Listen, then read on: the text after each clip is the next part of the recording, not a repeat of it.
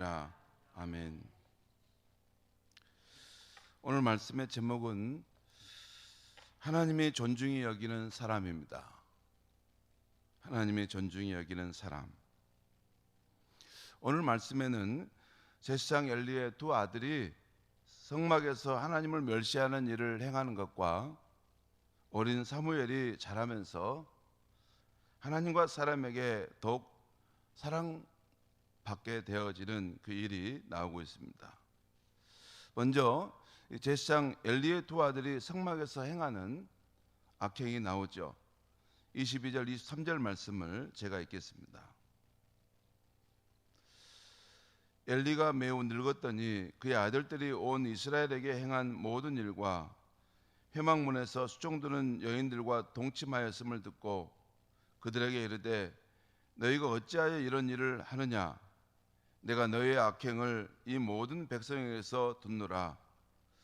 아버지 엘리가 그들에게 그리하지 말라고 권면하나 그들이 끝내 듣노라라고 말씀했죠. 자, 이렇게 권면하지만 그들이 끝내 그 아버지의 말을 듣지 않고 악행을 계속 행했다라고 말씀이 나오고 있어요.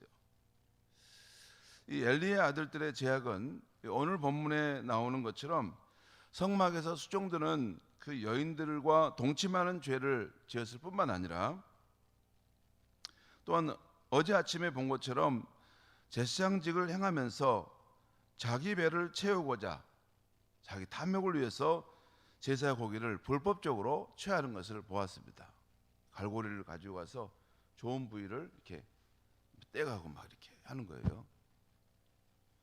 아무리 제사장이라 하더라도 하나님이 정한 이 율법의 말씀이 있고 거룩한 이 법이 있는데 탐욕을 위해서 이렇게 제사 고기를 자기 마음대로 취하면서 그걸 강제로 막 이렇게 그걸 취해가는 것을 보았습니다. 그런데 이 악행에 대해서 하나님은 어떤 무명의 하나님의 사람을 엘리에게 보내셔서 여호와의 심판을 전하게 하십니다. 그 내용은 이런 내용입니다. 이제 너는 내 처소에서 환난을 볼 것이며 내 집에 영원토록 노인이 없을 것이다. 곧 내 집에서 출산되는 모든 자가 젊어서 죽게 될 것이다 라고 하신 것입니다. 그리고 내 두 아들 홈니와 비느하스가 한날에 죽을 것인데 이것이 여호와의 심판의 표징이 될 것이다 라는 말씀을 하신 것입니다. 그리고 하나님께서는 자신을 위해서 충실한 제사장을 새로 세울 것인데 그가 하나님의 마음과 뜻에 합하여 행할 것이다 라고 말씀하십니다. 성도 여러분, 보이지 않으신 영이시지만 우리 하나님은 지식의 하나님이십니다. 지식의 하나님이라는 것은 우리의 마음의 그 모든 것을 통찰하시고 다 알고 계시다는 거예요. 그래서 사람의 마음과 행위를 정확히 아시고 그 선악간에 선을 행한 것이 있으면 그 선한 만큼 또 악을 행한 것이 있으면 반드시 거기에 대해서 갚으시는 분이심을 오늘 보여주고 있어요. 홈니와 비느하스가 그 하나님의 성전에 성막에 들어가서 참으로 해서는 안 될 짓을 함부로 행하는데 하나님께서 사람으로 이렇게 보이지 않지만 영으로 계시기 때문에 다 보고 계신다는 거예요. 그리고 때가 돼서 더 이상 이들을 그만두면 안 되겠구나 하실 때 하나님의 심판을 행하신다는 것입니다. 오늘 말씀 중에 이 사무엘서나 성경에서 가장 중요한 말씀이 한 구절에 나오고 있어요. 곧 사무엘상 2장 30절에서 하나님께서 하시는 말씀입니다. 30절 말씀을 제가 읽겠습니다. 그러므로 이스라엘 하나님 나 여호와가 말하더라. 내가 전에 내 집과 내 조상의 집이 내 앞에 영원히 행하리라 하였으나 이제 나 여호와가 말하노니 결단코 그렇게 하지 아니하리라.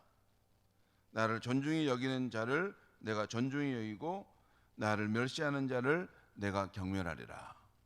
여러분, 하나님의 뜻을 세우면 하나님이 쉽게 마음을 바꾸시는 분이 아니에요. 여러분, 하나님은 우리를 구원하기로 뜻을 세우셨다. 또 우리를 택하셔서 은혜 베푸시기로 뜻을 세우셨다. 그러면 정말 안 바꾸시는 분입니다. 그것이 하나님의 신실하심이에요. 목사님 어떻게 그렇게 쉽게 말씀할 수 있습니까? 그것을 성경 전체를 이렇게 계속 읽어보고 성경 전체를 가만히 생각해 보면 하나님은 이렇게 변덕스러우신 분이 아니에요. 하나님은 그가 정한 뜻, 이 세상을 향해서 또 어떤 사람을 선택하셔서 구원의 역사를 이루시겠다 하시면 집요하게 끝까지 그를 통해서 행하십니다. 실제 아브라함 한 사람을 택하셔서 끝까지 그를 통해서 그 믿음의 가문을 세워가지 않습니까? 그 허물과 실수가 많더라도. 그렇지만 하나님에게도 예외가 있을 수가 있어요. 하나님을 경멸하고 멸시하고 성령을 무시하고 이렇게 하나님을 만으로 여기면서 이 겉모양만 있을 뿐이지 실상은 하나님을 인정하지 않는 그런 무부반 자들의 행동에 대해서는 하나님은 또한 심판하십니다. 오늘 지금 그렇지 않습니까? 홈리와 비느하스가 그 가문으로는 제사장 집안 아니에요? 그러죠? 그 후손이잖아요. 그렇지만 하나님께서 이 도가 넘을 때는 엄중하게 이렇게 또한 그 심판을 행하신다는 것입니다. 그런데 여기서 여러분 우리가 주목할 말씀은 나 여호와가 말하노라 나를 존중히 여기는 자를 내가 존중히 여기고 나를 멸시하는 자를 내가 경멸하리라. 여러분 이 하나님의 말씀은 사무엘서 또 열왕기서 등에서 하나님께서 어떤 사람을 가까이 하시고 멀리 하시는 기준이 되는 말씀입니다. 이 말씀의 근거에서 하나님은 하나님을 존중히 여기는 사무엘을 가까이 하셨고 반면에 하나님을 멸시하는 엘리 제사장의 그 두 아들 그 가문을 하나님은 멀리 하셨어요. 또 하나님은 하나님께 불순종하는 사울 왕을 멀리 하시고 하나님을 사랑하고 존중히 여긴 다윗을 가까이 하셨습니다. 그 외에도 이스라엘 왕위에 오른 수많은 왕들의 흥망성쇠는 바로 이 하나님을 존중히 여기느냐, 하나님을 얼마나 존중히 여기느냐의 여부에서 결정되어졌습니다. 그래서 오늘 아침에는 신약시대에 하나님 나라의 다스림 가운데 사는 우리 크리스찬들이 어떻게 하나님을 존중히 여기는 삶을 살 수 있는가를 말씀드리려고 합니다. 두 가지입니다. 두 가지를 명심하고 이렇게 그렇게 살아가면 좋겠어요. 하나는 주님의 성령을 거스러 살지 않는 것입니다. 우리 크리스찬의 삶 속에 하나님 나라의 구체적인 다스림의 실체로 오신 분이 바로 성령 하나님이십니다. 그래서 우리가 하나님을 존중히 여긴다는 것은 그의 성령의 뜻을 거스르지 않는 것입니다. 우리가 하나님의 말씀을 읽거나 들을 때 또한 우리가 일상적인 생활을 할 때 주님의 성령께서 어떤 상황 속에서 그분의 뜻을 나타내십니다. 우리의 양심과 마음의 생각 속에서 그분의 뜻을 나타내기도 하시고 또한 우리 주변의 사람들과의 관계 속에서 그 성령의 뜻을 나타내십니다. 사도행전 8장과 10장을 보면 빌립 집사님과 베드로를 인도하시는 성령의 모습이 나와요.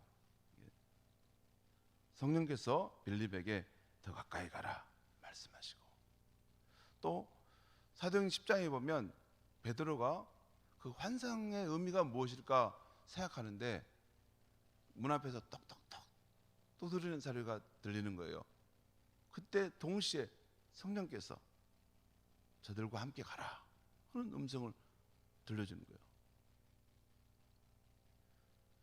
처음에는 여러분 그게 잘 경험이 안 될 수 있습니다. 그런데 늘 주의 성령을 인도하고 동행하는 삶을 살려고 하면 어느 순간에 우리의 양심을 통해서 또 어떤 상황 속에서 우리의 마음을 이끄시는 어떤 현상을 느낄 수 있어요.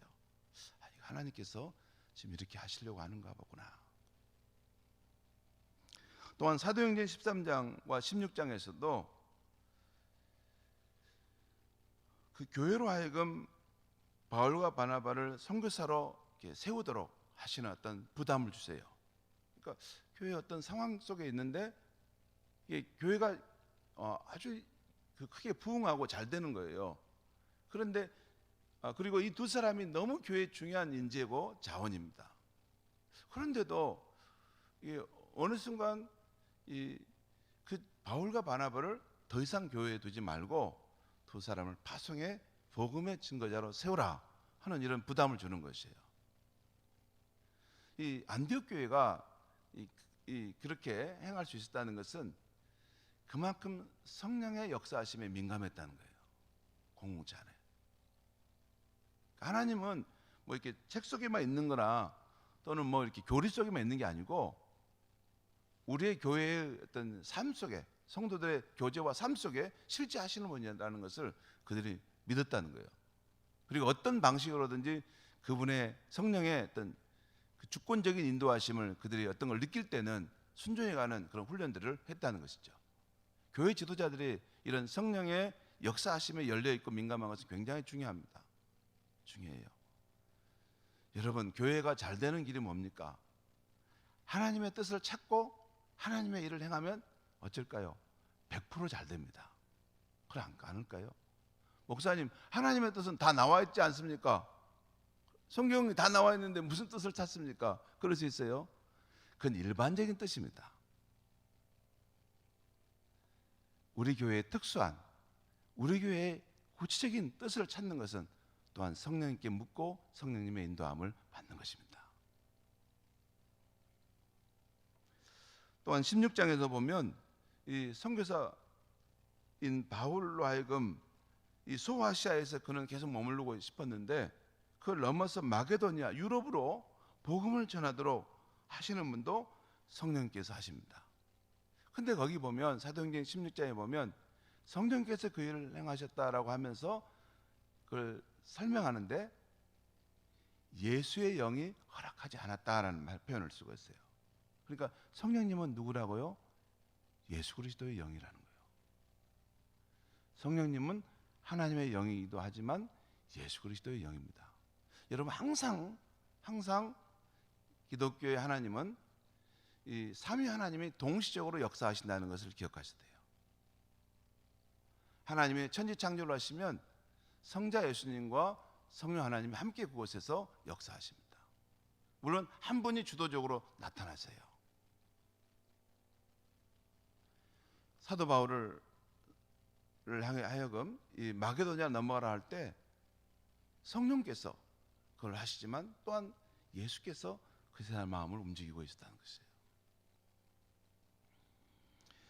그래서 갈라디아서 5장 16절에서는 너희는 성령을 따라 행하라 그리하면 육체의 욕심을 이루지 아니하리라 라고 말씀합니다.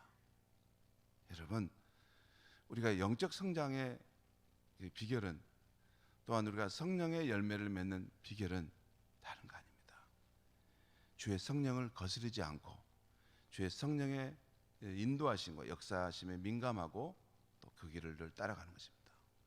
여러분, 주의 성령의 인도하심을 이렇게 자꾸 인정하고 따라가는 훈련을 하면요, 남보다도 영적 성장의 길이 확 깊이 빨리 갑니다. 그런데 아무리 교회 10년을 20년을 다녀도 성령의 존재를 그냥 추상적으로만 생각하고 막 그런 분이 계신가 보다라고 생각하는 그는 실제적인 영적 훈련은 없는 것입니다. 그냥 내 방식대로 하나님을 믿고 있는 것이에요. 하나님은 여러분 막연하신 분이 아니에요. 구체적으로 우리 각 사람의 인생을 어떤 그 섭리 가운데 그 길을 따라 이끌어 가시는 분이십니다.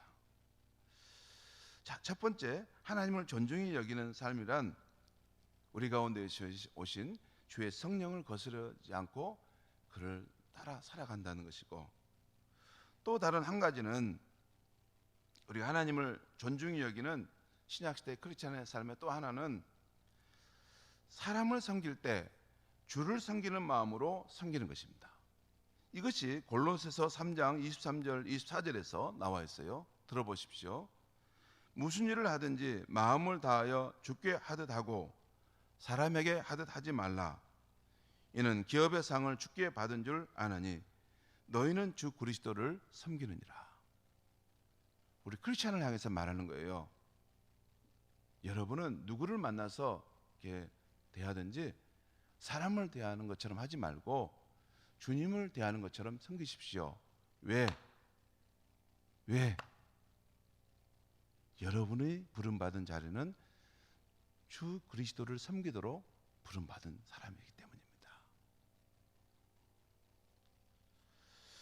여러분, 이 말씀의 맥락을 보면 남편과 아내, 자녀와 부모, 육신의 상정과 종의 이 관계에 대해서 크리스찬이 마땅히 행해야 할 섬김의 수준을 말할 때 이 말씀을 하고 있는 거예요.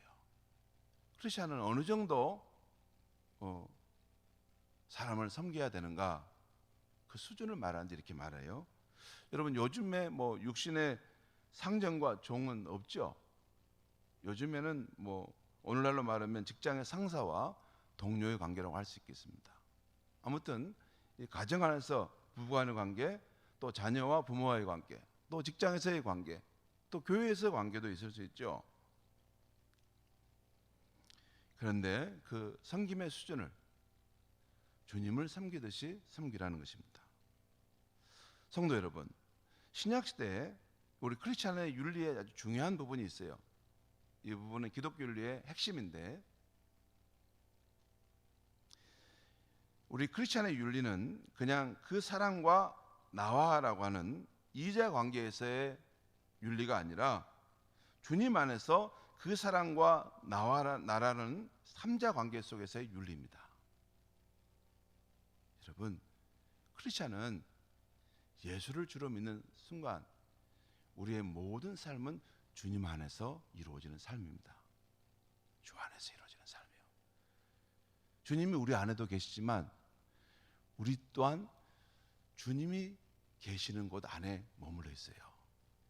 여러분, 우리 주님은 우리 안에서 들어와 계실 수 있는 분도 계시지만 또한 주님은 광대하시고 크신 분이기에 주님이 계시지 않는 지역은 없습니다. 우리가 주를 믿고 하나님의 백성이 됐다면 우리의 인생은 늘 주님의 다스림 가운데 들어가 있는 삶인 것입니다.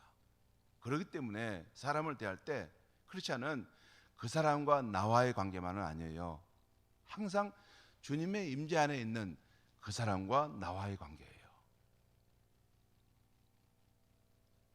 이자 관계가 아니라 삼자 관계 속에서 내가 그 사람한테 어떻게 행하는가를 주님이 보신다는 거예요. 그래서 우리는 어떤 사람을 섬길 때 그 사람을 보는 것이 아니라 궁극적으로 그 사람을 세우신 주님을 보고 그 주님을 섬기는 마음으로 그 사람에 대해서 정성을 다해 섬기는 것입니다. 이것이 신약시대 크리스찬의 윤리이고 신약시대 크리스찬이 하나님을 존중히 여기는 삶입니다. 여러분, 혼자는 하나님을 존중히 여기고 경외한다고 하는데 가정에 가거나 직장에 가면 완전히 독선적이고 이기적이고 다른 사람에게 하나님의 이름을 욕되게 하는, 그것이 하나님을 존중히 여기는 것일까요? 아닙니다. 그것은 아니에요. 우리의 인생이 주 안에서 있는 삶인데 우리의 모든 만남 속에 부부간의 만남도 그렇고 자녀와의 만남도 그렇고 교우와의 관계도 그렇고, 여러분이 우리 교회 성도님이고 제가 이 교회 목사인 것은 왜 그렇습니까? 어쩌다가 제가 여기 왔습니까? 그거 아닙니다. 주님의 뜻 안에서 왔고 주님의 임재 안에서 내가 지금 서 있는 것입니다. 그렇죠? 여러분도 그렇습니다.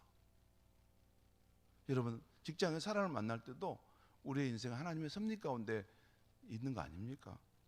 그래서 누구를 대하든 그 사람을 볼 때 그냥 사람만 보고 저 사람이 내 마음에 안 들면 그냥 나도 그렇게 해줘야 되겠다, 또 내 마음에 들면 좀 잘해줘야지, 이게 아니라 주님의 주 안에서 저 사람과의 만남이 이루어졌을 말고 부부 사이에도, 시어머니와의 관계 속에서도, 또 어떤 내게 불편한 사람일지라도 그 사람을 보고 섬기는 게 아니에요. 그를 세우신 주님을 보고 그렇게 그를 섬기면 그것이 하나님을 경외하고 존중히 여기는 삶인 것입니다. 여러분, 그런데요, 오늘 이 말씀을 들을 때 아유, 이제 나 저렇게 살아려면 너무 힘들겠다. 그런데요, 중요한 걸 내가 말씀드리면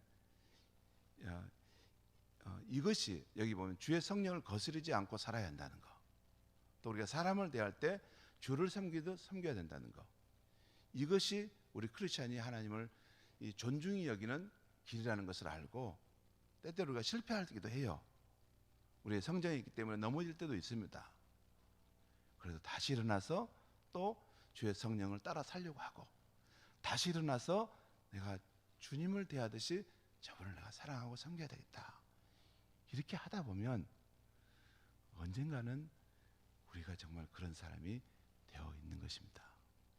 그것이 기독교의 비밀입니다. 늦더라도 계속해서 그 길을 가는 것입니다. 그럼 여러분의 모습 속에서 정말 숭고한 그러한 크리스찬의 모습이 나타나게 될 줄 믿습니다. 기도하겠습니다. 하나님 아버지, 오늘 하나님의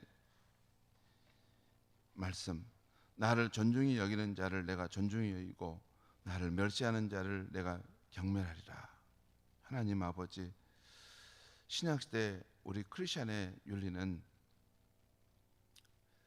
어떤 사람과의 나와의 만남이 아니라 늘 주 안에서 그것이 이루어진 만남임을 알고, 우리가 사람을 섬길 때 주님을 경외하는 마음으로 사람을 정성껏 섬기는 것임을 일깨워 주심을 감사합니다. 또한 우리가 신약시대 주를 섬기는 것은 우리가 주의 성령을 거스르지 아니하고 성령께서 우리 양심 가운데 우리 일상의 삶 속에서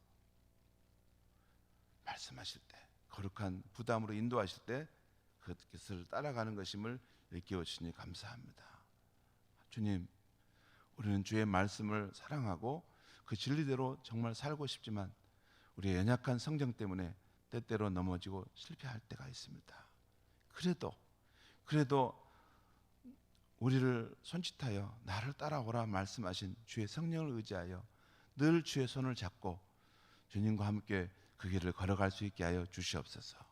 그래서 우리가 살아가는 그 삶의 현장에 하나님 나라의 선한 통치하심이 나타나서 주께 영광을 돌리는 아름다운 일들이 많아질 수 있게 하여 주시옵소서. 예수님의 이름으로 기도하옵나이다. 아멘.